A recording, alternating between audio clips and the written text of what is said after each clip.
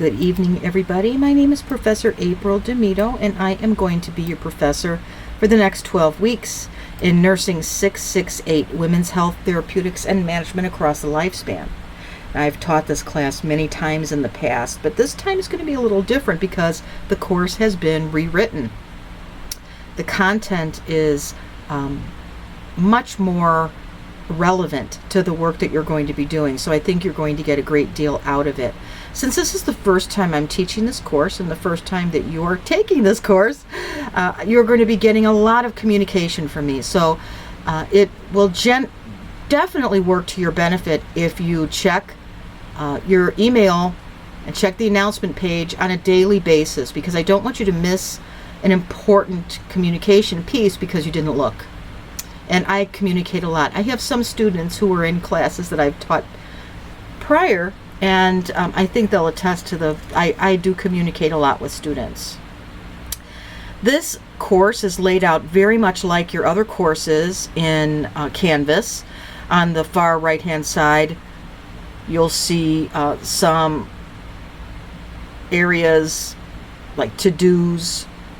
On the far left-hand side, you have your syllabus, module grades, and this is the way I have my page laid out. You can customize it to be a little more user-friendly for yourself. I like to have my coursework laid out like this. You have the calendar over here, and I have your assignments all laid out in the calendar. So if you're in doubt, look at the calendar for due dates, because this is what I follow. And so you can see I'm teaching a lot of courses right now, so mine looks really busy right here. But this is you, week 1. You're in the purple. Yours won't be as busy as mine is because you just have the one class and your clinical that you're taking. So that's where you're going to see. And you can see the introduction forum is due on Wednesday for your course. And then you have your health history paper due on Sunday. I make all my written assignments due on Sunday. I just want to give you the opportunity to have that whole week to work on it. Okay. Now you're going to see that on this particular page, like faculty information, I don't have that all filled out yet. I was just given this course a few days ago, so give me a couple of days to get it up and running. By tomorrow, I should have all of the fields filled out. If you have any questions, the best way to contact me is through email. I think that you'll find if you email me that I will get back to you quite quickly. If I haven't gotten back to you within 2 hours, I ask that you email me again. I work in an acute care clinic, and I'm checking my emails all day long. If I haven't checked it, an emergency may have come up, or some reason I wasn't able to, or maybe I didn't see it. It seems like sometimes when I start a new term with multiple classes that students get many questions and email me a lot. So sometimes your email may get lost in the sea of emails that I've just gotten. So if after 2 attempts I'm not being receptive to you, I want you to send me a text message. And my phone number will be in faculty information, and I'll get that in there by tomorrow. The one thing I ask you not to do is call me. If you really need to speak with me, I want you to send me a text and say, I need to speak with you at your earliest convenience, and then I will call you. And the reason being is when I'm in clinic, I don't answer the phone. Number one, I don't answer the phone. And if I don't recognize the phone number, I'm not going to answer the phone. So the best way for me to communicate to you is for you to text me that you need to talk to me, and I'll get back to you pretty quick. Okay? So let's look at week 1. I'm not going to go too far through the semester. We're going to take 1 week at a time. This week we have our Module 1 overview, and all of our courses start the week with a devotion and an overview. Our overview for this week focuses on women and men share many similar health concerns and issues, but women have their own health problems that deserve special considerations. Women's lives have changed dramatically over the centuries.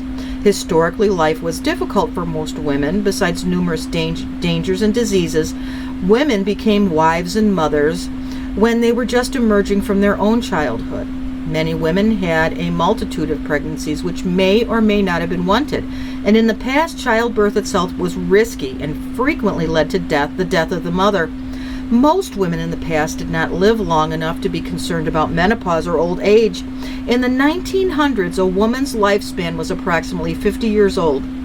Now, in the new millennium, life expectancy for an American woman is 82.2 years of age, ranking 35th in the world. Not only are women living longer, but they also have the possibility of a better quality of life through their lifespan. To maximize health, it's essential that women take charge of their own bodies and comprehend how their behaviors and decisions affect their health.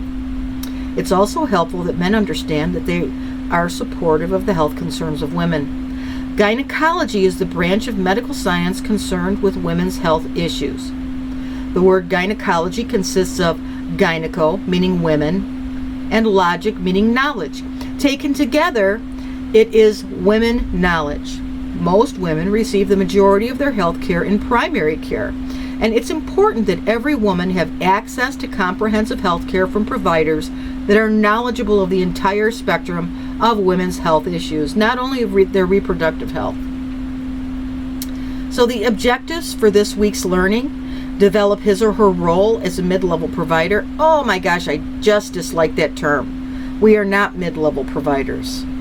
So let's pretend that doesn't exist there. Transitioning from the registered nurse to the family nurse practitioner. That's true. Compose a comprehensive women's health history to include the gynecologic and obstetric history. Compare and contrast between normal and abnormal bleeding using knowledge of menstrual cycle physiology, puberty, and menopause. So you have some readings here that I want you to do, and then you have content in PowerPoint presentations. The class introduction forum is going to be due on Wednesday, and I know that many of you know each other, but you may be new to me, so please make sure that's complete by Wednesday. Now I'm going to open up the comprehensive women's health history requirement here. So what we're asking you to do here is to choose a friend, family member, or patient and obtain a comprehensive health history. See Appendix F.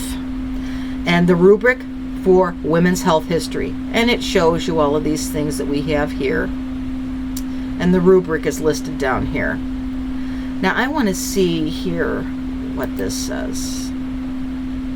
Appendix F. If I download it. See what this is. We can look at it together.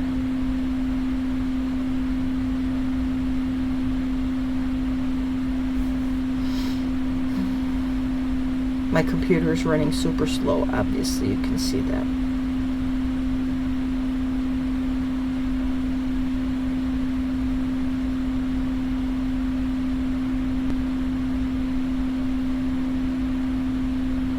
Okay. Alright, so this is a rubric. Okay, so it's essentially just what we saw down below. Now, I had one of my previous students mention that you have a good template that you used when you were taking your health assessment course, when you did a comprehensive women's health history. If you want to follow that format, as long as you have all of the components listed, that's fine. If you want to follow this and list it out, I don't have a problem with that either. As long as you have touched on each piece of information. I grade really by the rubric.